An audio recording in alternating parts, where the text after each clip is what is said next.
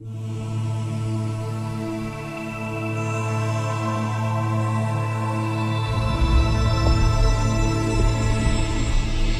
live on a planet composed of diverse landforms, distinct climates, and unique people and cultures. Every continent, every country, every village holds its own history, its own mysteries. But at the heart of each of these diverse lands lies something in common that has shaped the past, affects the present, and will mold the future. That something is geography. Geography is more than places on a map. It's global connections and incredible creatures. It's people and cultures, economics and politics, and it's essential to understanding our interconnected world. And yet, maps are still one of the most essential tools that people use to understand geography, the environment, and the constant changes of our planet and its inhabitants. There are political maps showing territorial boundaries, maps of soil type, weather patterns, elevation data, and almost anything that comes to mind. Today, maps are no longer static. They are alive and changing and bringing geography to life. Technologies such as Geographic Information Systems, or GIS, has made this possible. Let's discover how GIS works by exploring the fascinating lands of Asia and the many layers of its cultures, features, and people. GIS reveals the power of geography by providing digital tools to visualize what exists, to gather and interpret tremendous amounts of information in order to model what has happened in the past and predict what may happen in the future. Asia is important in many ways. It is the largest continent, encompassing nearly 50 million kilometers of land area, nearly 30% of all the land on Earth. It is a land of extremes, boasting the highest point and the world's tallest land-based mountain, towering to 8,848 meters or 29,028 feet above sea level. Asia is home to 10 of the 10 highest peaks in the world. At the other extreme, the Dead Sea, at 409 meters or roughly 1,300 feet below sea level, is the lowest point in Asia and the world. With GIS, not only can we visualize these peaks and valleys, but we can quickly show additional information on the fly and in 3D.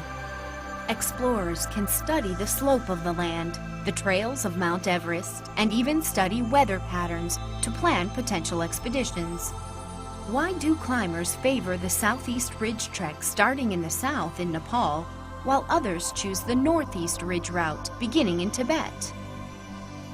GIS can reveal various political and cultural factors, physical and environmental conditions, as well as weather phenomena, to help paint a picture that can answer these kinds of questions. Asia is recognized not only for its large mountain peaks, but also for its large and rapidly growing population.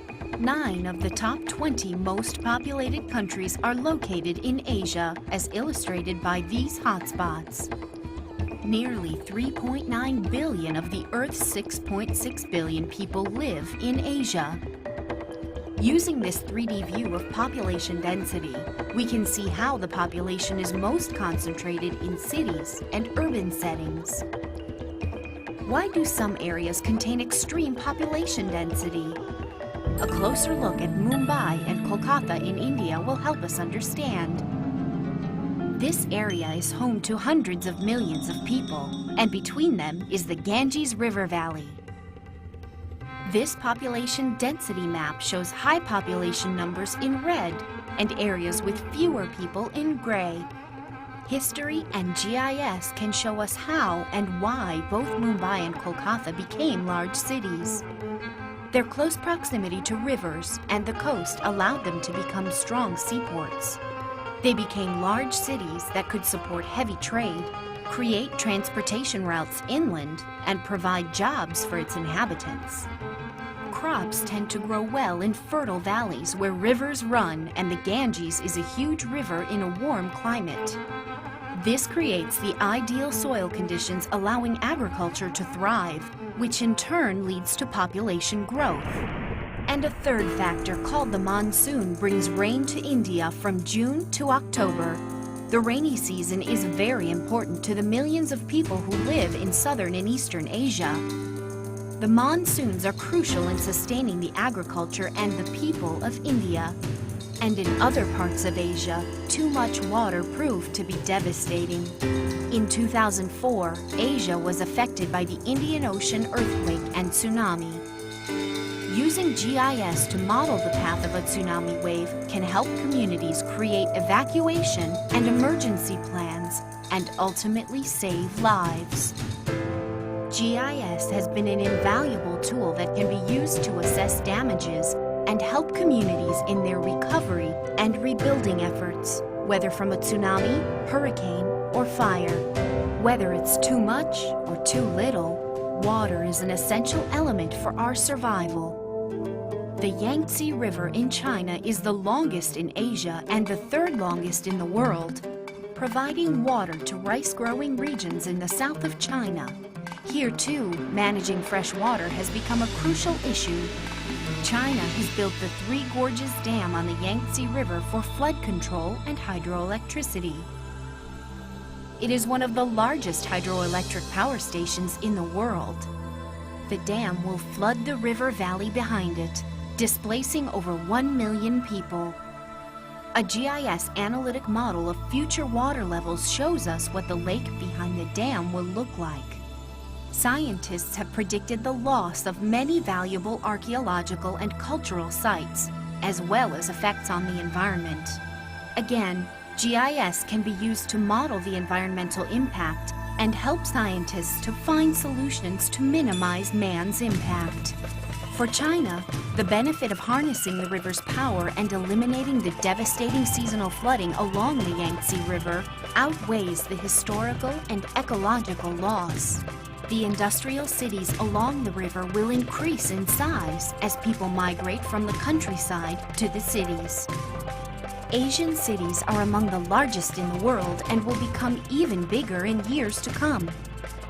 By 2030, experts predict that 2/3 of the people in Asia will live in megacities, cities with more than 10 million people.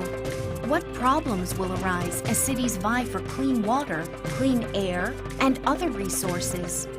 Housing, employment, land use planning, transportation, and public health are just a few issues. For instance, in 2007, the avian flu shook the medical community and health organizations around the world. The avian flu is transmitted from bird to human and causes severe illness in humans who are infected. Since the speed and distance of modern travel is so great, GIS analysis can be used to track known cases to help scientists set up quarantine sites around the world. Though not escalating to the level of a pandemic, the deadly implications drew attention that the avian flu was not a problem for Asia alone, but for the world. We are not alone. We share the same problems and discoveries with our neighbors down the block and on the other side of the world.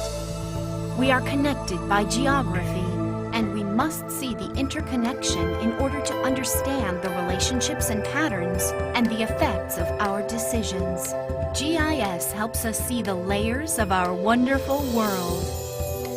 Learn more about geography and GIS. Get involved. Stay connected, because geography is fun.